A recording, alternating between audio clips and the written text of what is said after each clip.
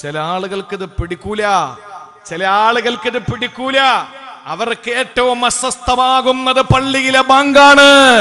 അതുകൊണ്ടാണ് തെരുവീഥികളെ മോശമായ മുദ്രാവാക്യം മുഴക്കിയിട്ട് നടക്കുന്നത്. ഈ പരിശുദ്ധമായ ദിക്റിനോടുള്ള, അള്ളാഹുവിന്റെ നാമത്തോടുള്ള, തക്ബീറിനോടുള്ള, പരിശുദ്ധമായ ദീനിന്റെ മനോഹരമായ നാദങ്ങളോടുള്ള വെറുപ്പാണ്. അതുകൊണ്ടാണ് അതിന്റെ കലാലയങ്ങളാകുന്ന പള്ളികളെ തച്ച് തകർക്കുന്നത്. 992 ഡിസംബർ മാസം 6-ാം തീയതി ഇന്ത്യ രാജ്യത്തിന്റെ ഏറ്റവും വലിയ മതേതരത്വത്തിന്റെ മകുടോദാഹരണമായിരുന്ന ബാബരി മസ്ജിദിന്റെ താഴികക്കുടങ്ങൾ തള്ളി തകർത്ത് തരിപ്പടമാക്കിയിട്ട് ഓരോ ഇഷ്ടികയും നിലത്ത് വീഴുമ്പോൾ, ആ ഇഷ്ടിക നിലത്ത് വീഴുന്ന സമയത്ത് പരിക്ക് പറ്റിയ ആളുകൾക്ക് ഗവൺമെന്റിൽ നിന്ന് അവർക്ക് ചികിത്സിക്കാനുള്ള സൗകര്യം ചെയ്തു കൊടുത്തിട്ട് പിറ്റേ ദിവസം പള്ളി നിന്നെടുത്ത് പള്ളി പണിയുമെന്ന് പറഞ്ഞിട്ട് നാളുകൾ എത്രയായി. ഇന്നവിടെ പള്ളിക്ക് പകരം ശിലാന്യാസം നടത്തിയത് ക്ഷേത്രത്തിനാണ്. ആ ക്ഷേത്രത്തിന്റെ ശിലാന്യാസം നടത്തിയിട്ട് തൊട്ടപ്പുറത്ത് 10 ഏക്കർ തന്നേക്കാം, 5 ഏക്കർ തന്നേക്കാം. എന്തിനായവന്റെ ഒക്കെ 5 ഏക്കർ നമുക്ക്? ഈ ഉമ്മത്തിന് പണം ഇല്ലാതിരിക്കുന്നോ? ഈ ഉമ്മത്തിന് പണം ഇല്ലാത്തത് കൊണ്ടാണോ 400 കുടുംബമുള്ള തൃപ്പങ്ങോട്ടൂർ മഹല്ലെന്ന് പറയുന്ന ഈ പള്ളിയുടെ മനോഹരമായ 15,000 സ്ക്വയർ ഫീറ്റുള്ള പള്ളികൾ കോടികൾ മുടക്കി വെച്ചത്? ഇവിടെ പൈസ ഇല്ലാത്തതിന്റെ പേരിലാണോ? ഈ ഉമ്മത്തിന് ഇഷ്ടം പോലെ പൈസ ഉണ്ട്. നിങ്ങളുടെ 5 ഏക്കർ ഞങ്ങൾക്ക് വേണ്ട, പള്ളി നിൽക്കുന്നിടത്ത് പള്ളി. അതാണ് ഇന്ത്യയുടെ നീതി, ജനാധിപത്യത്തിന്റെ നീതി, മതേതരത്വത്തിന്റെ കാഴ്ചപ്പാട്. അതാണ് വേണ്ടത് എന്റെ പ്രിയപ്പെട്ട സഹോദരങ്ങളെ. അല്ലാതെ പള്ളി നിൽക്കുന്നിടത്ത് നിന്ന് മാറിയിട്ട് 5 ഏക്കർ, നമുക്ക് എന്തിനാ 5 ഏക്കർ? നമുക്ക് 10 ഏക്കർ എന്തിനാണ്? അതിന്റെ ഒരാവശ്യവുമില്ല. എന്നായിരുന്നാലും ബാബരി മസ്ജിദ് ഇന്ത്യയിൽ തകർന്നു വീണ മതേതരത്വത്തിന്റെ നിലയ്ക്കാത്ത ശബ്ദമായിരുന്ന ആ മഹത്തായ ബാബരി മസ്ജിദ് നിന്ന സ്ഥലത്ത് തന്നെ ഇൻഷാ അല്ലാഹ് അത് നമുക്ക് തിരിച്ചു കിട്ടും സഹോദരങ്ങളെ. അള്ളാഹു നമുക്ക് തിരിച്ചു തരും. നമുക്ക് അത്രയും ഈമാനും യഖീനും ഇസ്തിഖാമത്തും ഇഹ്തിസാബും ഉണ്ടെങ്കിൽ നമുക്ക് തിരിച്ചു കിട്ടും. അള്ളാഹു തൗഫീക്ക് നൽകട്ടെ. ഞാൻ പറഞ്ഞു വന്നത്, എൻ്റെ പ്രിയമുള്ള സഹോദരങ്ങളെ, ചില ആളുകൾക്ക് പള്ളിയും ദിക്റും വലിയ അരോചകമാണ്. അതാണ് പറയുന്നത്, ലിഅഹ്ലില്ലാഹി മിജ്റാഹുൻ ലിഇബ്ലീസിൻ അദുവില്ലാഹ്. അള്ളാഹുവിന്റെ ശത്രുവായ ഇബ്ലീസിനും കൂട്ടാളികൾക്കും മിജ്റാഹാണ് എന്ന് പറഞ്ഞാൽ കത്തിയാണത്. അവരുടെ പള്ളക്ക് കയറ്റുന്ന കത്തിയാണ് ലാ ഇലാഹ ഇല്ലല്ലാഹ്. അവരുടെ പള്ളക്ക് കയറ്റേണ്ട കത്തി നമ്മുടെ കയ്യിരിക്കുന്ന, നമ്മുടെ നിർമ്മിച്ചുണ്ടാക്കിയ കത്തിയല്ല, മറിച്ച് ലാ ഇലാഹ ഇല്ലല്ലാഹ്, വിശുദ്ധമായ കലിമ. അതിൽ വിശ്വാസികളായി നമ്മൾ മാറുക. അത് ഇബ്ലീസിന്റെ പള്ളക്ക് വെക്കുന്ന കത്തിയാണ്. അതുകൊണ്ടാണ് ആ ദിക്ർ എപ്പോഴും നമ്മൾ മുറുകെ പിടിക്കണമെന്ന് പറയുന്നത്. അല്ലാതെ ഇത് മക്കൾക്ക് ഓണിട്ട് പാട്ടിട്ട് പഠിപ്പിച്ചത് കൊണ്ട് കാര്യമായില്ല. അതുകൊണ്ട് എപ്പോഴും നമ്മൾ ദിക്റിന്റെ അഹ്ലുകാരായി മാറണം. ആ ദിക്റിന്റെ അഹ്ലുകാരായാൽ ഇൻഷാ അല്ലാഹ് നമ്മുടെ ദുനിയാവ് ധന്യമാകും. അല്ലാഹു തൗഫീക്ക് നൽകട്ടെ. വീണ്ടും മഹാനായ യഹ്യ ഇബ്നു മുആദ് റളിയല്ലാഹു റളിയല്ലാഹു അൻഹു പറയുകയാണ്, ലാ തതീബുൽ ആഖിറ ഇല്ലാ ബിഅഫ്വിക. അല്ലാഹുവേ, എന്റെ ആഖിറം ധന്യമാകണമെങ്കിൽ, എന്റെ പരലോക ധന്യമാകണമെങ്കിൽ നിന്റെ അഫു ഉണ്ടെങ്കിലേ നടക്കൂ. അല്ലാ, നീ അഫുവ് ചെയ്യാതെ എന്റെ ആഖിറം എങ്ങനെ വിജയിക്കും? നമ്മുടെ ആഖിറം വെളിച്ചമാകണ്ടേ? അള്ളാന്റെ അഫുവ് ഉണ്ടാകണം. അഫുവ് ഉണ്ടാകേണ്ടത് എങ്ങനെയാണ്? ഇത്തഖിന്നാർ. ആയിഷ ബീവിയോട് മുത്തുനബി പറയുകയാണ്. ഏതായിഷ ബീവി? ആയിഷ ബീവി ഏതാണ്? ആയിഷ, ഇന്ന് വല്ലതും ഇരിപ്പുണ്ടോ? ഇല്ല നബിയേ. എങ്കിൽ ഞാൻ ഇന്ന് നോമ്പാണ്. നോമ്പ് തുറക്കാൻ വേണ്ടി കരുതി വെക്കുന്ന ചെറിയ ഈത്തപ്പഴം ഏതെങ്കിലും സാധുക്കൾ വന്ന് ചോദിച്ചാൽ അതെടുത്തു കൊടുക്കുന്നു. ആയിഷ, നോമ്പ് തുറക്കാൻ എന്തെങ്കിലും ഉണ്ടോ? ഇല്ല നബിയേ.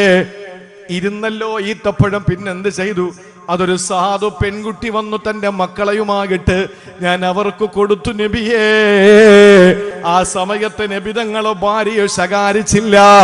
നബിതങ്ങൾ പറഞ്ഞു, ഹുന്ന ഹുന്ന, ആ പെൺമക്കളുണ്ടല്ലോ, ആ സ്ത്രീക്ക് സിത്റും മിനന്നാർ, നരകത്തിൽ നിന്ന് വലിയ ഒരു കവചമാണ് ആയിഷ. ആ ആയിഷ ബീവിയോടാണ് ഹബീബായ നബി തങ്ങൾ പറഞ്ഞത്, ഇത്തഖിന്നാറ വലൗ ബിശിക്കി തംറ. ഒരു കാരക്കയുടെ ഒരു കീറ് കൊണ്ടെങ്കിൽ നീ നരകത്തെ സൂക്ഷിക്കണേ. ആഖിറത്തിൽ അള്ളാന്റെ അഫുവില്ലെങ്കിൽ നമുക്ക് രക്ഷയില്ല. ഇവിടെ എന്തൊക്കെ കിട്ടിയാലും ചോദിക്കുന്നതെല്ലാം അല്ല തരുന്നുണ്ട്. എന്ത് ചോദിച്ചാലും അല്ല മുടക്കമില്ലാതെ തരുന്നുണ്ട്. മക്കളില്ലെന്ന് പറഞ്ഞപ്പോ മക്കളെത്തുന്നു, വാഹനമില്ലെന്ന് പറഞ്ഞപ്പോ വാഹനം തന്നു, വീടില്ലെന്ന് പറഞ്ഞപ്പോ വീട് തന്നു, നാട്ടില് പള്ളിയില്ലെന്ന് പറഞ്ഞപ്പോ പള്ളി തന്നു. ഇതൊക്കെ അല്ല തന്നിട്ട് നാളെ ആഖിറത്ത് ചെല്ലുമ്പോ അവന്റെ അഫുവില്ലെങ്കിലോ നമുക്ക് രക്ഷയില്ല. ഈ പള്ളി തകരാനുള്ളതാണ്, ഈ പള്ളി ഇടിഞ്ഞ് പൊളിഞ്ഞ് വീഴാനുള്ളതാണ്. പക്ഷേ ഈ പള്ളിക്ക് കൊടുക്കുന്ന ധനമുണ്ടല്ലോ, സദഖയുണ്ടല്ലോ, അത് നാളെ പരലോകത്ത് നരകത്തിൽ നിന്ന് നമ്മളെ തടുക്കാനുള്ള രക്ഷാ കവചമാണ്. ഒരു വലിയ തിരശീലയാണ്, വലിയ പടുകൂറ്റൻ മറയാണ്. ഇത് നമ്മെ പഠിപ്പിച്ചത് ഇന്നേ വരെ കളവ് പറയാത്ത നബി മുഹമ്മദ് മുസ്തഫ. നമ്മളെപ്പോഴും മരിക്കുന്നെന്ന് പറയാൻ കഴിയില്ല. ഈ പ്രസംഗം അവസാനിപ്പിക്കാൻ കഴിയുമെന്ന് എനിക്ക് ഉറപ്പുണ്ടോ? എൻ്റെ മക്കളോട്, എൻ്റെ പ്രിയപ്പെട്ടവരോട് ഞാൻ വരും, നാളെ എത്തുമെന്ന് പറഞ്ഞിട്ട് വന്നു. ഞാൻ എങ്ങനെ ഇന്ന് അവിടെ എത്തുമെന്ന് എനിക്ക് ഉറപ്പിക്കാൻ കഴിയും? ഇവിടെ എത്തി അൽഹംദുലില്ലാ. ഇനി പ്രസംഗം കഴിഞ്ഞ് അൽഹംദുലില്ലാ ഞാൻ രാവിലത്തെ ട്രെയിനിൽ ഞാൻ യാത്ര തിരിച്ച് എന്റെ വീട്ടിലെത്തി. എന്റെ മക്കളെ കാണുമ്പോൾ അൽഹംദുലില്ലാ, അതാണ് ഹബീബ് പറഞ്ഞത്, ആയിബൂന തായിബൂന ആബിദൂന ലിറബ്ബിനാ ഹാമിദൂൻ. യാത്ര കഴിഞ്ഞ് മടങ്ങിയെത്തുമ്പം പറയണം, ആയിബൂൻ തായിബൂൻ ആബിദൂന ലിറബ്ബിനാ ഹാമിദൂൻ.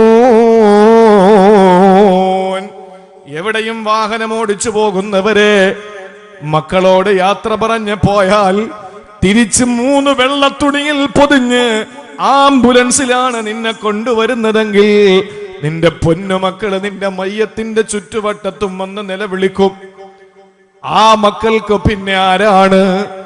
ആ മക്കള് വിളിച്ചാൽ നിനക്ക് വിളി കേൾക്കാൻ കഴിയുമോ? വഖൽഫി കരീമാത്തിൻ അലയ്യ വബാക്കിയ വഫീഹിന്ന ഉമ്മി ഔ ശഖീഖി വഇത്റതി. എന്റെ മക്കളെ വിളിക്കുന്നു വാപ്പാ, എന്റെ ഭാര്യ വിളിക്കുന്നു പ്രിയപ്പെട്ടവനെ, എന്റെ ഉമ്മ വിളിക്കുന്നു മോനെ, എന്റെ വാപ്പ വിളിക്കുന്നു മോനെ. പക്ഷെ വിളി കേൾക്കാൻ എനിക്ക് കഴിയുന്നില്ല. എന്റെ റൂഹ് പിരിഞ്ഞു, എന്റെ റൂഹ് പിരിഞ്ഞു. സഹോദരങ്ങളെ, അതുകൊണ്ടാണ് വാഹനം ഓടിച്ചു പോയി തിരിച്ച് വീട്ടിലെത്തുമ്പോ നമ്മൾ പറയണം, ഇതൊക്കെ എഴുതി പഠിക്കണ്ടേ? ഇതൊക്കെയല്ലേ പഠിക്കേണ്ടത്? ആയിബൂന തായിബൂന ആബിദൂന ലിറബ്ബിനാ ഹാമിദൂൻ. അകത്ത് കയറിയിട്ട് പറയണം, ആയിബൂൻ. യാത്രയിൽ പലതും ഉണ്ടായിട്ടുണ്ട്. കാണാൻ പാടില്ലാത്തത് പലതും കണ്ടു, കേൾക്കാൻ പാടില്ലാത്തത് പലതും കേട്ടു. അല്ലാഹുവേ, നിന്നോട് പൊറുക്കലിനെ ചോദിക്കുന്നു. തായിബൂൻ, നിന്നോട് തൗബയെ തേടുന്നു. ആബിദൂന ലിറബ്ബിനാ, എന്റെ നാഥാ നിനക്ക് വേണ്ടി ഞാൻ ഇബാദത്തെടുക്കുന്നു. ഹാമിദൂൻ, നിന്നെ സ്തുതിക്കുന്നു. നീ എന്നെ തിരിച്ചു വീട്ടിൽ കയറ്റിയല്ല റബ്ബേ. ഇത് പറഞ്ഞ് വീട്ടിൽ കയറണം. ഇത് കയറിയിട്ട് വീട്ടിൽ നിന്ന് പറയേണ്ടതാണ്. സഹോദരങ്ങളെ, എത്രയോ ആളുകളെ വീട്ടിലേക്ക് മടങ്ങി വരുന്നില്ല. നിന്റെ സമ്പാദ്യം മുഴുവനും പോയി, അത് മക്കള് വീതം വെച്ചെടുത്തു. പടച്ചവനെ സാക്ഷിയാക്കി, ഈ പള്ളിയെ സാക്ഷിയാക്കി ഞാൻ പറയാ, സഹോദരങ്ങളെ, നിങ്ങൾ വിശ്വസിച്ചാലും ഇല്ലെങ്കിലും ഈ കാലഘട്ടത്തിൽ ഒന്നുമില്ലാത്ത അവസ്ഥയിലും മരിക്കാൻ വേണ്ടി ദുആ ചെയ്തോ? പണം ഉണ്ടായിട്ടാണോ മരിക്കുന്നത്? വല്ലാഹി, മയ്യത്തടക്കും മുമ്പ് മക്കള് നമ്മളെ ശപിക്കും. എത്രയെത്ര അനുഭവങ്ങൾ, എത്രയെത്ര അനുഭവങ്ങൾ, എത്ര എണ്ണം ഈ 2 കണ്ണുകൊണ്ട് ഞാൻ കണ്ടിട്ടുണ്ട്, ഈ 2 കാതുകൊണ്ട് ഞാൻ കേട്ടിട്ടുണ്ട്. പണം ഇഷ്ടം പോലുണ്ട്. വാപ്പ അവക്ക് കൊടുത്തു, യവന് കൊടുത്തു, എനിക്ക് തന്നില്ല. ഇയാൾ എന്തൊരു നീതി കാണിച്ചു. വാപ്പ ശ്വാസം കിട്ടാതെ അകത്താണ്. മരിക്കുന്ന സമയത്ത് നല്ല പോലെ മരിക്കാൻ മക്കൾ അനുവദിക്കൂല. നേരെ മറിച്ച് ഒന്നുമില്ലെങ്കിലോ ആരെങ്കിലും ഏതെങ്കിലും ചാരിറ്റി പ്രവർത്തകരെങ്കിലും നമ്മളെ മയ്യത്തെടുത്തടക്കും. ആരെങ്കിലും നമ്മുടെ മയ്യത്തെടുത്തടക്കും. ഒന്നുമില്ലാതെ വെറും കയ്യോടെ ഒന്നുമില്ലാതെ മരിക്കലാണ് നല്ലത്. സഹോദരങ്ങളെ, അതുകൊണ്ട് എന്റെയും നിങ്ങളുടെയും ജീവിതത്തിലെ സർവ്വതും നമ്മളെ ഇട്ടെറിഞ്ഞിട്ട് പോകുമ്പോ നമുക്ക് നാളെ ഖബറിൽ നമുക്ക് ഒരു പ്രതിഫലം വരണം. അതിന് നിങ്ങൾ തീരുമാനിക്കും. നാലാമതായി, അല്ലാഹുവേ, നിന്റെ പരലോകം എനിക്ക് സന്തോഷകരമാകണമെങ്കിൽ നിന്റെ അഫ്വ് എനിക്കുണ്ടാകണം. എങ്കിലേ എനിക്ക് പരലോക സന്തോഷമാവുകയുള്ളൂ. ആഖിറത്തിൽ ഞാൻ വരുമ്പോ നിന്റെ അഫ്വ് എനിക്ക് കിട്ടിയാലേ എനിക്കത് ധന്യമാവൂ. നമ്മൾ എത്ര പാപം ചെയ്താലും, ഒന്ന് കേൾക്ക്, എത്ര പാപം ചെയ്താലും, എത്ര വലിയ പാപം ചെയ്താലും അള്ളാഹുവിന്റെ കാരുണ്യം മൗഫറത്തുണ്ടല്ലോ, അതിനേക്കാളും മുകളിലാണ്. നമ്മൾ എപ്പോഴും ദ്വാരക്കേണ്ട എങ്ങനെയാണ്? പടച്ചവനെ, ഞാൻ ഒരുപാട് പാപം ചെയ്തു, പക്ഷെ ഈ പാപങ്ങളെക്കാൾ എത്രയോ മുകളിലാണ് നിന്റെ അഫ്വ്. ഷാഫി ഇമാം മരണാസന്നനായി കിടക്കുമ്പോ മഹാനായ ഇമാം ഷാഫി റളിയല്ലാഹു അൻഹുവിനെ മുസ്നി റഹിമഹുല്ല കാണാൻ വേണ്ടി ചെന്നു. ഷാഫി ഇമാം എങ്ങനെ ഉണ്ട് രോഗമെന്ന് ചോദിച്ച മുസ്നി ഇമാമിനോട് പറഞ്ഞത്, തആലാമനി ദംബി ഫലമ്മാ ഖറൻതുഹു ബിഅഫ്വിക റബ്ബി കാന അഫ്വുക അഅലമാ. ഞാൻ എത്ര പാപം ചെയ്താലും റബ്ബേ, എന്റെ പാപങ്ങൾ നിന്റെ അഫ്വിനോട് ചേർത്ത് നോക്കുമ്പോ വകാന അഫ്വുക അഅലമാ, നിന്റെ അഫ്വ് എത്രയോ മുകളിലാണ്. നമ്മൾ എത്ര വലിയ പാപം ചെയ്താലും അതിന്റെ ഒക്കെ വലിപ്പത്തിൽ അല്ലാഹുവിന്റെ അഫ്വ് ഉണ്ടല്ലോ. അതിൽ നിന്നൊരു അല്പ അഫ്വ് നമുക്ക് കിട്ടിയാൽ നമ്മുടെ ആഖിറം നമുക്ക് ധന്യമായി. അള്ളാഹു ആഖിറം വിജയിച്ചവരിൽ നമ്മളെ ഉൾപ്പെടുത്തട്ടെ. ഞാൻ അവസാനിപ്പിക്കുന്നു. ഏറ്റവും ഒടുവിൽ അള്ളാഹുവിനോട് യഹ്യ ഇബ്നു മുആദ് റാസി റളിയല്ലാഹു അൻഹു പറയുകയാണ്, ഞാൻ എല്ലാം കഴിഞ്ഞങ്ങ് സ്വർഗത്തിൽ വന്നു. എന്റെ രാത്രിയിൽ ഞാൻ മുനാജാത്ത് നടത്തി, എന്റെ പകലിൽ നിനക്ക് ത്വാഅത്തിലായി, എന്റെ ദുനിയാവ് നിന്നെ ഓർത്തുകൊള്ളുള്ളതായി, എന്റെ ആഖിറത്തിൽ നിന്റെ അഫ്വും കിട്ടി. ഞാൻ അങ്ങ് സ്വർഗത്തിൽ വന്ന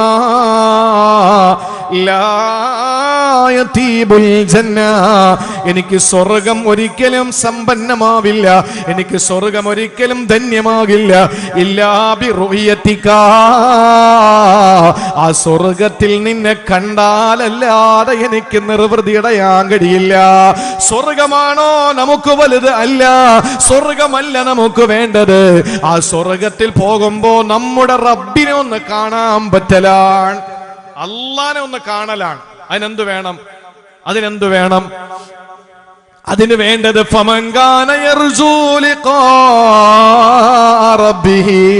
അല്ലാഹുവിന്റെ ലിഖാഇനെ ആര് കൊതിക്കുന്നുവോ അവന് സൽക്കർമ്മങ്ങൾ ചെയ്യട്ടെ, അവന് സകൃതങ്ങൾ ചെയ്യട്ടെ. വലാ യുശ്രികു ബിഇബാദത്തി റബ്ബിഹി അഹദാ, അല്ലാഹുവിനോട് ഒരു വസ്തുവിനെയും അവന് പങ്കു ചേർക്കാതിരിക്കട്ടെ.